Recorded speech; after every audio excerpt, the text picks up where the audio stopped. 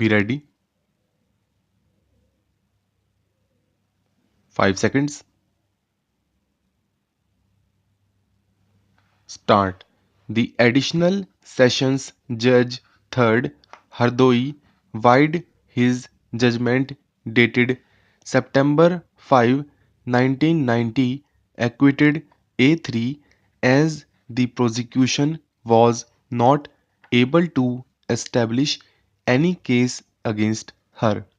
However, on the basis of the prosecution evidence, the additional sessions judge third held that the prosecutrix was about 17 years of age at the time of occurrence of crime and found A1 guilty under sections 363, 366, 368 and 376 IPC and sentenced him to undergo 7 years rigorous imprisonment under section 376 IPC and the different sentences for other offences which were ordered to run concurrently. A1 challenged the judgment passed by the additional sessions judge third Hardoi before the Allahabad High Court, Lucknow bench, Lucknow. The High Court vide its judgment dated March 11, 2003 reversed the judgment of the trial court and acquitted A1. While acquitting A1, the High Court gave three reasons, namely, kidnapping took place on September 19, 1989, whereas the report of the occurrence was lodged after 10 days and there was no reasonable and plausible explanation as to why the report could not be lodged promptly and why it had been delayed for 10 days.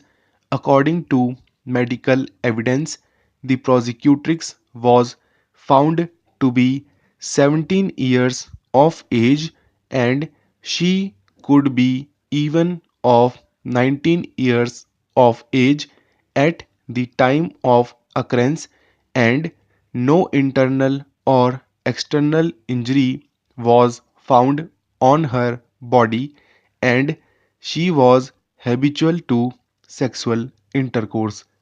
We deem it appropriate to reproduce the entire reasoning of the High Court as it is, which reads as follows.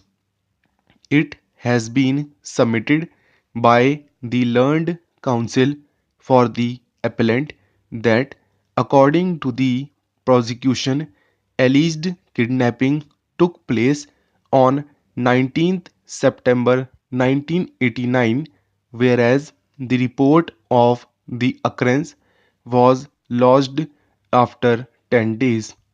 There was no reasonable and plausible explanation forthcoming from the side of the prosecution as to why, after alleged kidnapping of a minor girl, a report could not be lodged promptly and why it has been delayed for 10 days.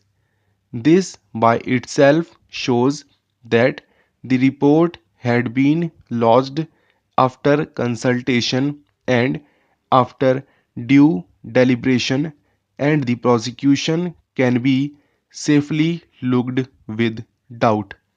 I fully agree with the contention of the learned counsel for the appellant and furthermore, according to medical evidence on record, girl in question was found 17 years of age and she could be even 19 years of age at the time of alleged occurrence. No internal or external injury was found on her body, and she was used to sexual intercourse. The charge of rape also stands not proved. The learned court below was thus not justified in believing the prosecution theory and convicting the appellant. We are indeed surprised by the casual approach with which the High Court has dealt with the matter. The judgment of the High Court is not only cryptic and perfunctory, but it has also not taken into consideration the crucial evidence on record. On flimsy grounds, the accused convicted of a serious crime of kidnapping and rape has been acquitted. There is no application of mind to the evidence of the prosecutrix at all. Having not been benefited by the proper consideration of the evidence by the High Court, we have looked into the entire evidence on record carefully. The prosecutrix is an illiterate and rustic young woman.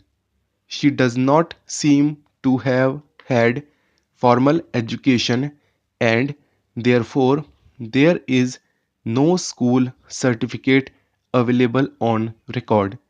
In the FIR, the age of the prosecutrix has been stated to be 13 years. In her statement recorded under Section 164 CRPC, the prosecutrix stated that her age was 13 years.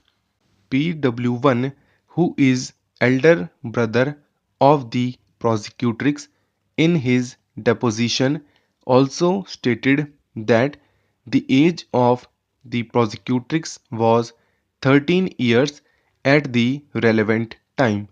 However, the doctor PW5, on the basis of her X-ray as well as physical examination, opined that the prosecutrix was 17 years of age. The trial court, on consideration of the entire evidence, recorded a categorical finding that the prosecutrix was about 17 years of age at the time of occurrence. This is what the trial court said. According to the complainant, Rampal, PW2 was aged 13 years at the time of the occurrence, but during the cross examination, the complainant has stated in para 7 of her cross examination that he was aged about 24 years and PW2 was younger to him by 8 to 9 years.